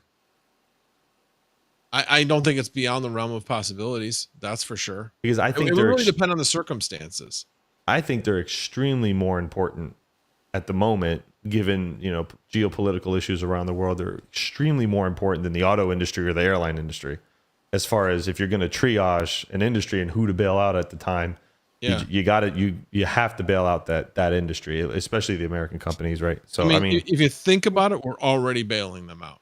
We're already providing so many dollars to them to make sure that stuff is manufactured here. $60 billion. I think the government gave, or they subsidized. It was a lot. I don't know what the number was, but it was a lot of money. It was $60 billion for Intel, and then I think it was like 25 or 30 billion for TSMC in Arizona. I mean, the government's paying for that entire piece of construction. Like, Yeah, so you kind of almost answered your own question. Actually, Well, right, but that's not technically a bailout though. No, That is no, a I know, subsidy. I know. That's an It's investment. a difference. It's an investment. No, I It's an agree. investment, I agree. right. But it does lead yourself to say, yeah, if they're doing that because it's that important to the country, and if things somehow took a turn, and again, it depends on circumstances. It depends on if new competitors come into the landscape. But given the way things are right now, if some unforeseen thing happened where I don't know, that's why I said I can't even think of a scenario where you know a CPU manufacturer, some type of fab. I don't see how that's a losing business proposition unless it just took you way more money than it should have to build whatever you're trying to build. Right. Anyway, but Well, and there's other manufacturers. So if Intel goes under, there's AMD, there's ARM, there's and there's typically gonna be what would another one happen, that rises to the top. right? What would happen is that that company started to go under. Guess what? Somebody's going to take over those facilities because those facilities are in demand. Yeah. That's why I'm saying Yeah. I'm not sure that they would get bailed out. The Or they would bailout need a would be, bailout, think yeah. of it this way. It would be like smaller banks. What happens to smaller banks when they fail? The They larger get banks gobbled buy up. them, yeah. Yeah. They get gobbled up by the big guys. Well, the FC, So- the government will broker the sales just like they did in 2008, and then they'll Mm-hmm. just sell them to the bigger guys, right? Right. Whoever's So I can the see better that lobbyist. Yeah. That's what it'll come down to, is whoever's lining the government's pockets the most, whether it's AMD or Qualcomm or another, OEM that comes out and they're able to pay off the right people at the right time. That's who gets the contract. Right. That's how all And that then government shit works. You just brought up a good point, and that was Qualcomm. It's like, so well, the reason why I hesitate in that is because guess what? We have a new player in the CPU field right now, and that's Qualcomm. They're going into laptops. So yeah, a lot of things are changing in the landscape. So ARM chips are becoming going to become more prevalent in computers. So yeah, there's a lot of things that could change the landscape where an Intel might become an afterthought. Think about it. Apple makes their own chips. Yeah. Yeah, I was just gonna say that new M3 Pro I have is ridiculous. So remember what you talked about at lunch? Well, yeah. So they're expecting to have more pandemic-like supply chain restraints or issues going on into next year, specifically around the summertime, because of enterprises making a rush on buying new workstations like business class because of the Windows 10 end of support in October. And I mean, everybody waits to the last minute to buy this shit. Look at what happened, pandemic wise. Some companies are on, strategic like 3-year cycles with their workstations in general. But when Windows 10 goes into support, that's going to be a large security, attack surface increase for a lot of organizations, especially in the SMB space, for like smaller, non-enterprise class, like 100 user and less.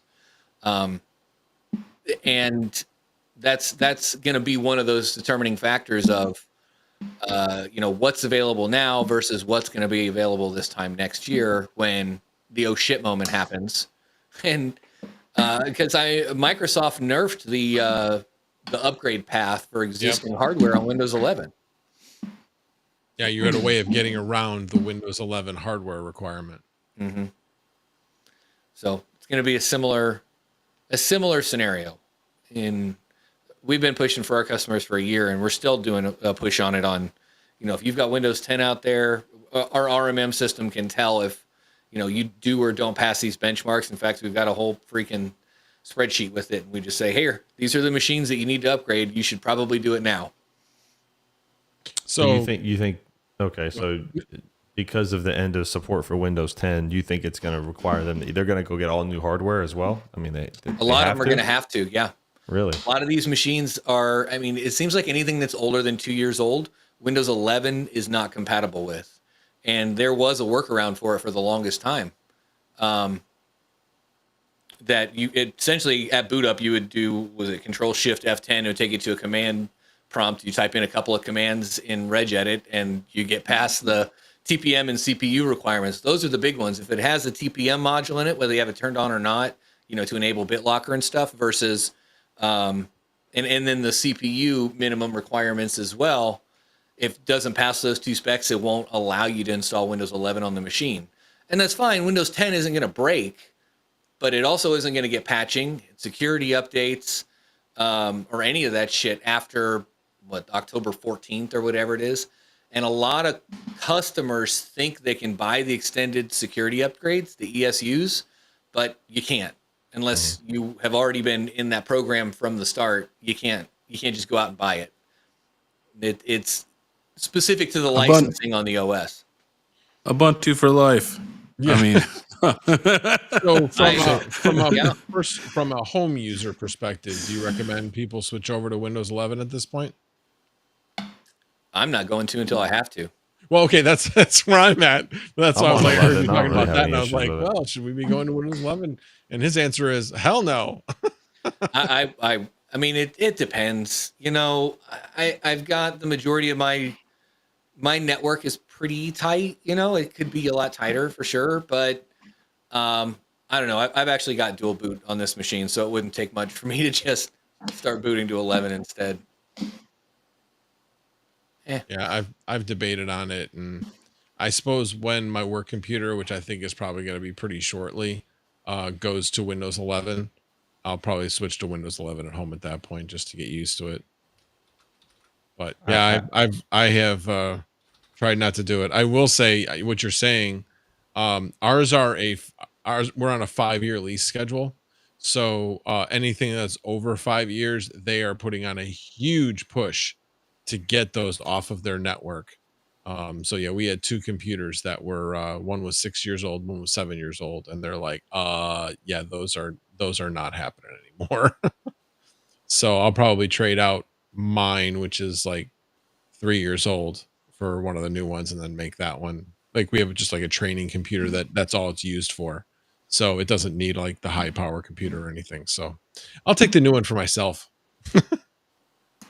There you go. Alrighty, guys. Well, we've been going almost 2 hours. Any last questions? Any AMA questions you guys want to ask us before we call it a night? And you guys have any last words of wisdom? Just buy the coin. There you go. No. Go to Terra Hashes and buy yeah, it. don't Yeah, buy. sorry. Yeah, go to Terra You're Hashes. gonna buy the ASIC. Buy Yeah, it from Terra Hash. Yeah, there you go. if you're gonna Nice for you, man. FOMO regardless, do it in the most Chuck cost-effective Danger way. says, "Never trust a fart."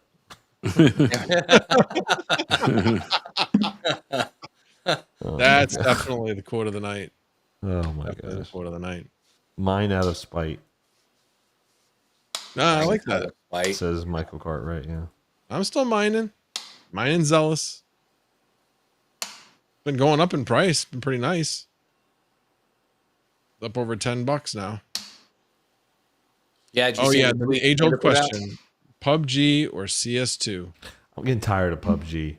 And like at late night, I want to play some I want to play some CS2 or COD, man. I I want will some action. definitely say, from an entertainment perspective, because I like to watch. I like